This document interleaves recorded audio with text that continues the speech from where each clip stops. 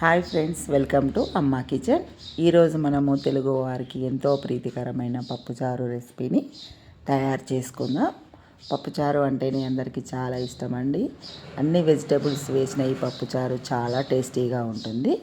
దానికోసం మనం ముందుగా ఒక గ్లాస్ కందిపప్పును కుక్కర్లో వేసి శుభ్రంగా 2-3 సార్లు కడుక్కొని అందులో ఒక గ్లాస్ కందిపప్పుకు 3 గ్లాసుల వాటర్ పోసి స్టవ్ పై పెట్టి మెత్తగా ఉడికించుకోవాలండి.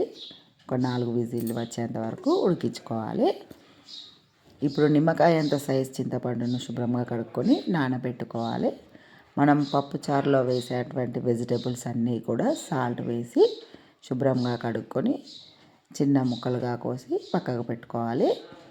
ఇలా కూరగాయలన్నీ కూడా కట్ చేసి పెట్టుకోవాలి. పప్పు మెత్తగా ఉడికిందండి. ఇలా ఉడికినటువంటి పప్పులో మనము నానబెట్టుకున్న చింతపండు రసాన్ని వేసుకోవాలి.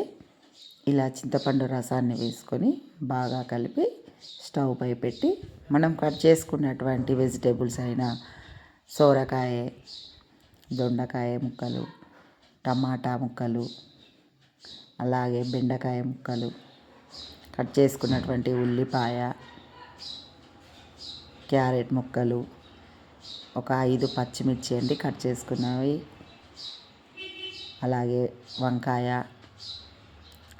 ములక్కాయలు, కొద్దిగా కరివేపాకు, కొత్తిమీర, మీ దగ్గర ఏ వెజిటేబుల్స్ ఉన్నా అన్నీ కూడా వేసుకోవచ్చండి.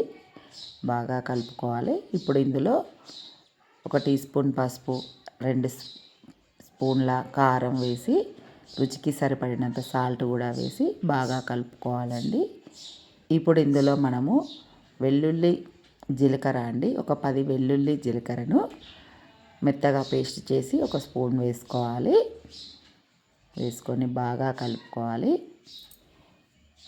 ఇప్పుడు ఇందులో 1 స్పూన్ ధనియాలు, 1/2 టీ స్పూన్ మెంతులు, 1 స్పూన్ జీలకర్ర వేసి చిన్నగా వేయించుకొని దానిని మిక్సీ పట్టుకొని పౌడర్ చేసుకోవాలి.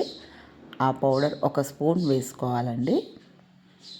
వేసుకొని బాగా కలుపుకోవాలి.